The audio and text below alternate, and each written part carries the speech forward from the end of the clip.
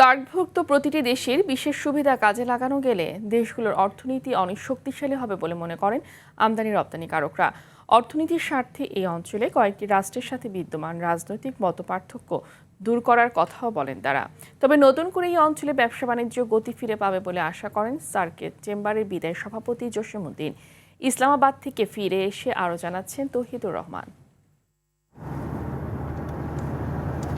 বিশ্বের মোট জনসংখ্যার প্রায় ২২% সার্ক অঞ্চলের হলেও অর্থনীতিতে এর অবদান মাত্র ৩%। দেশগুলোর চরম অর্থনৈতিক সম্ভাবনা থাকলেও রাজনৈতিক দ্বন্দ্বসহ কিছু সীমাবদ্ধতার কারণে এর পূর্ণ ব্যবহার সম্ভব হচ্ছে না। সম্প্রতি পাকিস্তানের ইসলামাবাদে সার্ক চেম্বারের জেনারেল মিটিং সহ নানা অনুষ্ঠানের আয়োজন ছিল। সেখানে বাংলাদেশের প্রতিনিধিরা কথা বলেন এই অঞ্চলের অর্থনৈতিক সম্ভাবনা নিয়ে। আমাদের সবারই কিন্তু কোনো না কোনো কিছু ইম্পোর্ট করতে হয়, কোনো না কোনো কিছু এক্সপোর্ট করতে হয়। তো নিজেদের মধ্যে যদি এই এক্সপোর্টটা বাড়ানো যায় তাহলে যোগাযোগ ব্যবস্থা যেমন ভালো হবে, আমাদের নিজেদের মধ্যেও কিন্তু একটা খুব সুসম্পর্ক বজায় থাকবে। যেখানে মানুষ মানুষকে জানতে হবে, যার যেটা দরকার, কেউ ইম্পোর্ট কেউ এক্সপোর্ট, যেভাবে তাদের নিজস্ব আইডিয়াতে তাদের ম্যানেজ করতে হবে। বাট প্ল্যাটফর্মটা আমরা তৈরি করে নিতে পারি। এই অঞ্চলকে এগিয়ে নিতে রাজনৈতিক মতপার্থক্যের ঊর্ধ্বে ওঠার তাগিদ দেন তারা। সার্কভুক্ত 8টি কান্ট্রির মধ্যে বোঝাপড়া ভালো থাকে, পরস্পরের ফ্রেন্ড হিসাবে এটা কাজে কর্মে যেন প্রমাণ মিলে এবং এর মাধ্যমে ট্রেড অ্যান্ড কমার্সকে ইনক্রিজ করতে হবে। শুধু দুইটি দেশ নয়, সার্ক সংশ্লিষ্ট যে কয়টি দেশ জড়িত আছে সবার সাথে আমাদের ব্যবসায়িক সম্পর্ক অনেক উন্নত হবে, দেশের অর্থনীতি বাড়বে।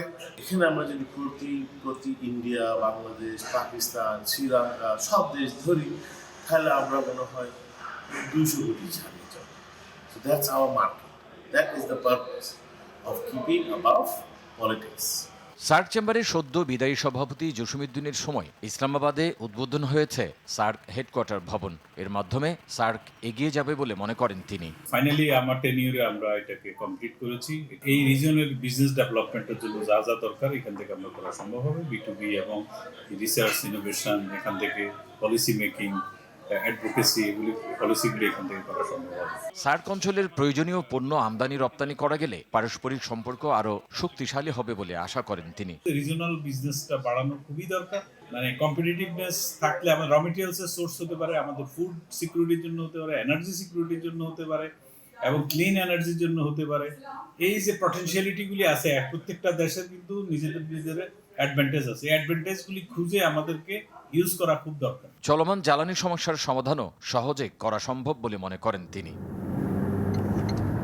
তৌহিদুর রহমান, ইসলামাবাদ, পাকিস্তান।